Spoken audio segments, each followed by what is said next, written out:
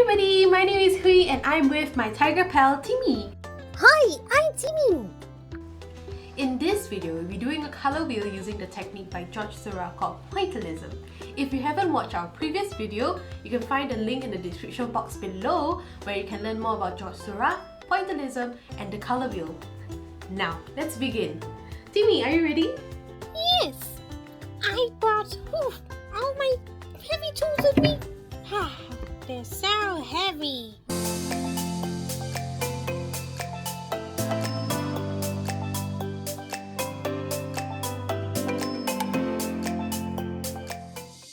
Welcome back! This is a step-by-step DIY video for creating a colour wheel using Pointillism. In this video, you will need these materials: a thick piece of paper, some blue, yellow and red paints, some tools for dotting, and don't forget a rag to clean the tool when you're changing colours. Timmy has brought a lot of art supplies to share with us, but we only need a few to do the artwork. Let's start by choosing the best dotting tool for the artwork. Timmy, what do we have here? I have some paintbrushes, pencils, and cotton buds.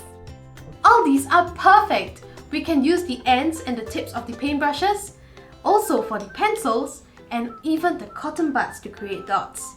Let's have a look at the dots these tools can create by trying it on a piece of scrap paper. This paintbrush is rather thin. Let's see how this will look like on paper. I will dip the end of the paintbrush with a colour and dot it onto the paper. It is important to remember to dot and not drag like this. The dots that the paintbrush creates are rather small. This means that it will take more time to complete your artwork, but the effects of Pointillism will look better. Other tools that can create small dots like this are the other side of the thin paintbrush, the pointy tip of the pencil, and also toothpicks. Let's try it with the thicker paintbrush. Look, the dots they create are much bigger.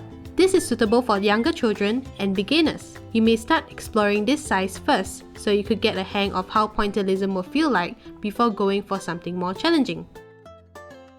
The other end of the thick paintbrush, the back of a pencil, cotton bud, or a marker are other options to create bigger dots.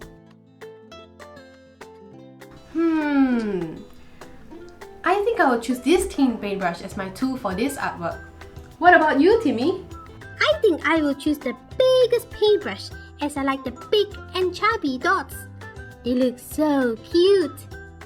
That's a good choice. Now, have you chosen your tool? If you need more time, remember you can always pause the video and come back when you're ready for the next step. Once you're ready, let's place this tool aside and we'll get back to that in a bit. Now, let's move on to the next step of preparation. Take a piece of paper and draw a circle. Next, draw 3 lines to form 6 equal parts in the circle, just like this. Or, you can print this template for free in the link in the description box below. And now we're ready to start creating a colour wheel using Pointillism. To recap the last video, a colour wheel is a circle that has the primary and secondary colours. And if you mix 2 primary colours together, it creates a secondary colour. Now, Timmy, do you remember what are the primary colours? The primary colors are blue, red, and yellow. Oh, can we start with the red, please? Okay, we will start with the red colour. Let's take the tool we selected and dip it in the red paint. You can choose one part of the circle and create dots all around that part. Remember to leave spaces between the dots and make sure they do not go on top of each other. I know it'll take some time, but keep dotting and look forward for the beautiful colour wheel you have at the end.